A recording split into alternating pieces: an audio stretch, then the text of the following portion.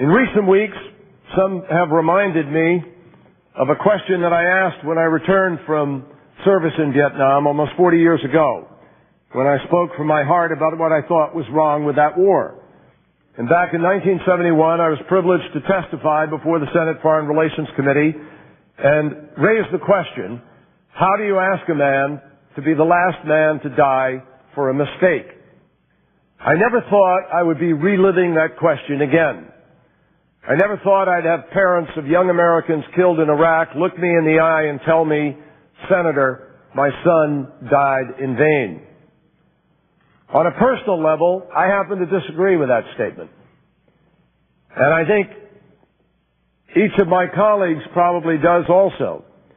Because I believe that any American, I heard the senator from Idaho a little while ago talking about this, I think that any American, no matter the bad decisions made in Washington, no matter the faults of the policy, any American who gives up life or limb for love of country has never done so in vain, because service to country under any circumstances is the highest calling that there is. But I'd like to be able to tell those parents that their sons and daughters died for a policy that was equal to their service and equal to their sacrifice. I really thought we'd learn something from Vietnam.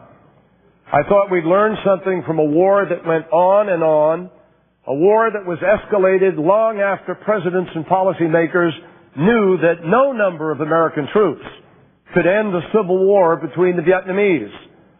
And here we are, back in the same place today, where no numbers of American troops in Iraq can end the civil war between Iraqis. And now I think most of our colleagues understand that this war in Iraq was a disastrous mistake. And the policy being pursued today, which doesn't resolve the fundamental differences that are propelling Iraqis to kill Iraqis, is itself a mistake. So, we are seeing a war prolonged and prosecuted, not for a winning strategy. No general has come to us, no administration official has come to us in 407 where we meet for our secret briefings, or in any committee, and said, this is a winning strategy.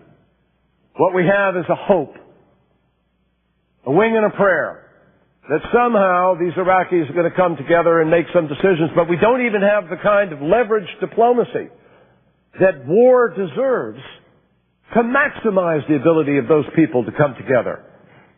We are seeing a war prolonged and prosecuted not for a winning strategy, but for a refusal to accept reality. And what is that reality?